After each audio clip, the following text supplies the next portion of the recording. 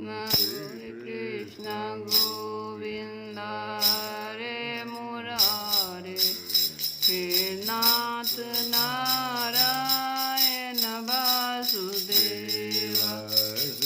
कृष्ण गोविंद हरे मुरारे, हे नाथ नारायण वासुदेव। हे नाथ नारायण वासुदेव, हे नाथ नारायण वासुदेव, हे नाथ नारायण वासुदेव, हे नाथ नारायण वासुदेव। श्री कृष्ण गोविंद हरे मुरारे, हे नाथ नारायण वासुदेव। हरे राम राम राम हरे हरे, हरे कृष्ण कृष्ण कृष्ण हरे हरे, हरे राम राम राम हरे हरे, हरे कृष्ण कृष्ण कृष्ण हरे हरे, हरे राम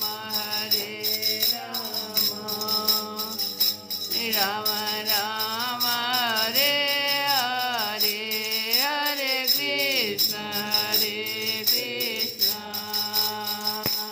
कृष्ण कृष्ण हरे हरे।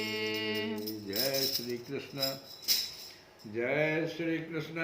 कल की कथा में हम लोग यज्ञशाला से भगवान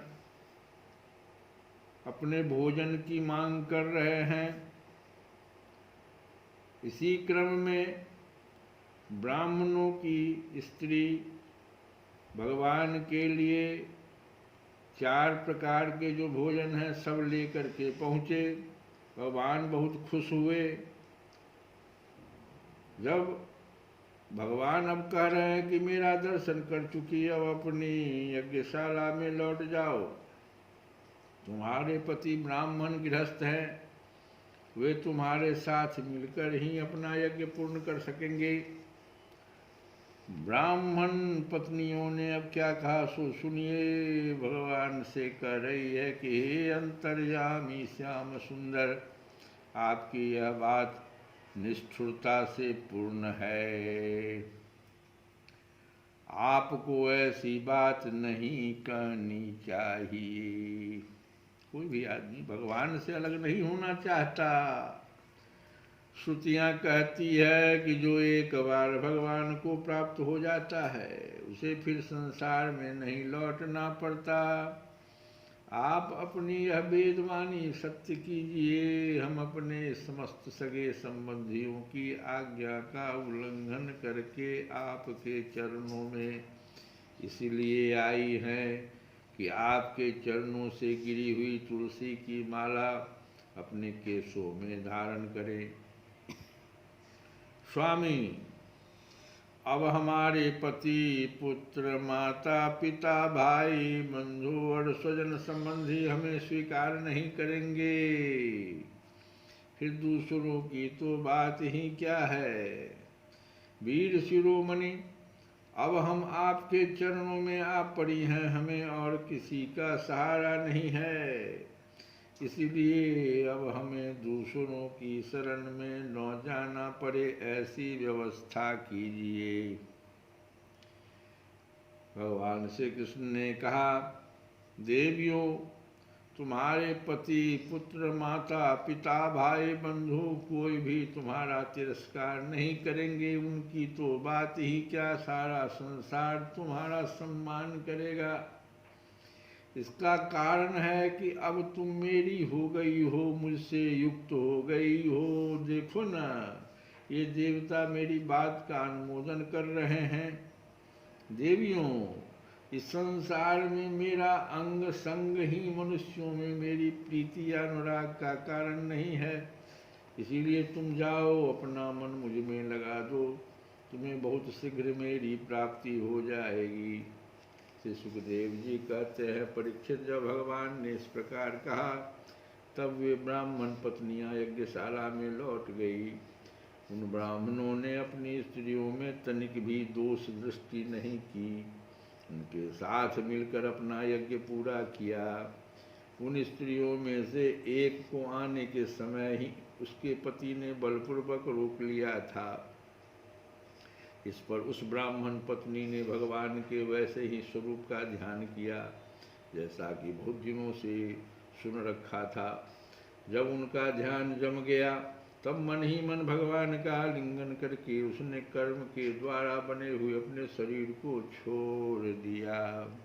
अशुद्ध सत्वमय दिव्य शरीर से उसने भगवान की सन्निधि प्राप्त कर ली। एक ब्राह्मण पत्नी अपना शरीर तक छोड़ दिया क्योंकि उसके पति ने बलपूर्वक रोक लिया था। इधर भगवान श्री कृष्ण ने ब्राह्मणियों के लाए हुए उस 4 प्रकार के अन्न से पहले ग्वाल वालों को भोजन कराया और फिर उन्होंने स्वयं भी भोजन किया। परीक्षित, इस प्रकार लीला मनुष्य भगवान श्री कृष्ण ने मनुष्य की सी लीला की और अपने सौंदर्य माधुर्य वाणी था कर्मों से गौएं ग्वाल बाल और गोपियों को आनंदित किया और स्वयं भी उनके अलौकिक प्रेम रस का आस्वादन करके आनंदित हुए। परीक्षित, इधर जब ब्राह्मणों को यह मालूम हुआ कि श्री कृष्ण तो स्वयं भगवान है तब उन्हें बड़ा पछतावा हुआ। वे सोचने लगे कि जगदीश्वर भगवान श्री कृष्ण और बलराम की आज्ञा का उल्लंघन करके हमने बड़ा भारी अपराध किया है। वे तो मनुष्य की सी लीला करते हुए भी परमेश्वर ही हैं। जब उन्होंने देखा कि हमारी पत्नियों के हृदय में तो भगवान का अलौकिक प्रेम है और हम लोग उससे बिल्कुल भी अलग हैं, तो वे पछता कर अपनी निंदा करने लगे। वे कहने लगे, हाय, हम भगवान श्री कृष्ण से विमुख हैं। बड़े ऊंचे कुल में हमारा जन्म हुआ, गायत्री ग्रहण करके हम द्विजाति हुए, वेदाध्ययन करके हमने बड़े बड़े यज्ञ किए, परंतु यह सब किस काम का धिक्कार है, धिक्कार है। हमारी विद्या व्यर्थ गई, हमारे व्रत बुरे सिद्ध हुए, हमारी इस बहुयज्ञता को धिक्कार है। बहुत जो हम यज्ञ करते हैं, ऊंचे वंश में जन्म लेना, कर्मकांड में निपुण होना किसी काम न आया, इन्हें बार बार धिक्कार है। निश्चय ही भगवान की माया बड़े बड़े योगियों को भी मोहित कर लेती है, तभी तो हम कहलाते हैं मनुष्यों के गुरु और ब्राह्मण, परंतु अपने सच्चे स्वार्थ और परमार्थ के विषय में बिल्कुल भूले हुए हैं। कितने आश्चर्य की बात है, देखो तो सही। यद्यपि ये स्त्रियां हैं तथापि जगत गुरु भगवान श्री कृष्ण में इनका कितना अगाध प्रेम है, अखंड अनुराग है।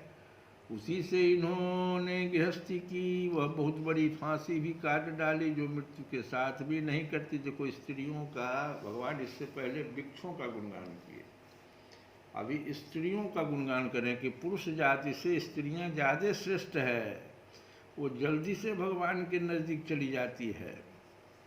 पुरुष तो अपने घमंड में ही बहुत हम विद्वान हैं, कर्मकांडी हैं, ये सब सोच सोच करके अहंकार में ही लिप्त हो जाता है। भगवान श्री कृष्ण में इनका कितना अगाध प्रेम है, अखंड अनुराग है। उसी से इन्होंने गृहस्थी की, बहुत बड़ी फांसी भी काट डाली जो मृत्यु के साथ भी नहीं करती। इनके न तो द्विजाति के योग्य यज्ञोपवीत आदि संस्कार हुए हैं। देखो कितना बढ़िया बढ़िया बात करते हैं। ये स्त्रियां तो द्विजाति के योग्य यज्ञोपवीत संस्कार भी नहीं इनका हुआ था, और न तो इन्होंने गुरुकुल में ही निवास किया है, क्योंकि पुरुष वर्ग गुरुकुल में भी निवास करते थे। न इन्होंने तपस्या की है, और न तो आत्मा के संबंध में भी कुछ विवेक विचार किया, कोई वेद वगैरह भी नहीं पढ़ा है। उनकी बात तो दूर रही, इनमें न तो पूरी पवित्रता है और न तो शुभ कर्म ही। ये विचार कर रहा है, सब ब्राह्मण कर रहा है। फिर भी समस्त योगेश्वरों के ईश्वर पुण्य कीर्ति भगवान श्री कृष्ण के चरणों में इनका दृढ़ प्रेम है। और हमने अपने संस्कार किए हैं, गुरुकुल में निवास भी किया है, तपस्या भी की है, आत्मानुसंधान भी किया है, पवित्रता का निर्वाह भी किया है, अच्छे अच्छे कर्म किए हैं, फिर भी भगवान के चरणों में हमारा प्रेम नहीं है। सच्ची बात यह है कि हम लोग गृहस्थी के काम धंधों में मतवाले हो गए थे, अपनी भलाई और बुराई को बिल्कुल भूल गए थे। हो भगवान की कितनी कृपा है। भक्त वत्सल प्रभु ने ग्वाल वालों को भेजकर उनके वचनों से हमें चेतावनी भी दी, अपनी याद भी दिलाई। भगवान स्वयं पूर्ण काम है और कैवल्य मोक्ष पर्यंत जितनी भी कामनाएं होती है उनको पूर्ण करने वाले हैं। पुरुष वर्ग गुरुकुल में निवास किया, बहुत तरह का उसको संस्कार भी मिला, तपस्या भी किया, तो भगवान उसको सबसे पहले उसी को दिए कि जाओ सखाओ और उन ब्राह्मणों से भोजन मांगना। कहाँ स्त्रियों से तो पहले नहीं कहे।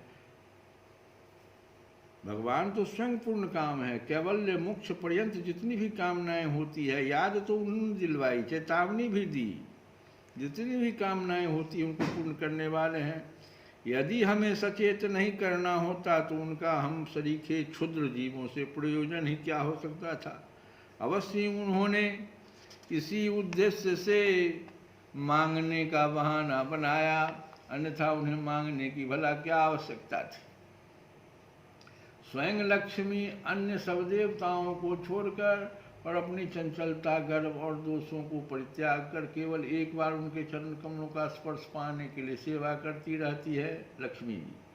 वे ही प्रभु किसी से भोजन की याचना करे, यह लोगों को मोहित करने के लिए, नहीं तो और क्या है। देश काल पृथक पृथक सामग्रियां उन कर्मों में विनियुक्त, मंत्र अनुष्ठान की पद्धति, ऋत्विज, अग्नि, देवता, यजमान, यज्ञ और धर्म सब भगवान के ही स्वरूप हैं। वे ही योगेश्वरों के भी ईश्वर भगवान स्वयं कृष्ण के रूप में यदुवंशियों में अवतीर्ण हुए हैं। यह बात हमने सुन रखी थी, परंतु हम इतने मूढ़ हैं कि उन्हें पहचान नहीं सके। यह सब होने पर भी हम धन्याति धन्य हैं कि हमारे हो भाग्य है, तभी तो हमें वैसी पत्नियां प्राप्त हुई है। अब देखो कि हम तो अहो भाग्य हैं कि हमें वैसी पत्नियां प्राप्त हुई है, उनकी भक्ति से हमारी बुद्धि भी भगवान श्री कृष्ण के अविचल प्रेम से युक्त हो गई। कैसे पत्नी जो है पति को भी जागृत कर देता है। प्रभु आप अचिंत्य और अनंत ऐश्वर्यों के स्वामी हैं। श्री कृष्ण आपका ज्ञान अबाध है, आपकी ही माया से हमारी बुद्धि मोहित हो रही है और हम कर्मों के पछेड़े में भटक रहे हैं। हम आपको नमस्कार करते हैं। वे आदि पुरुषोत्तम भगवान श्री कृष्ण हमारे इस अपराध को क्षमा करे, क्योंकि हमारी बुद्धि उनकी माया से मोहित हो रही है और हम उनके प्रभाव को न जानने वाले अज्ञानी हैं। परीक्षित, उन ब्राह्मणों ने श्री कृष्ण का तिरस्कार किया था, अतः उन्हें अपने अपराध की स्मृति से बड़ा पश्चाताप हुआ और उनके हृदय में श्री कृष्ण बलराम के दर्शन की बड़ी इच्छा भी हुई, परंतु कंस के डर के मारे वे उनका दर्शन करने न जा सके। श्री कृष्ण गोविंद हरे मुरारे, हे नाथ नारायण वासुदेव।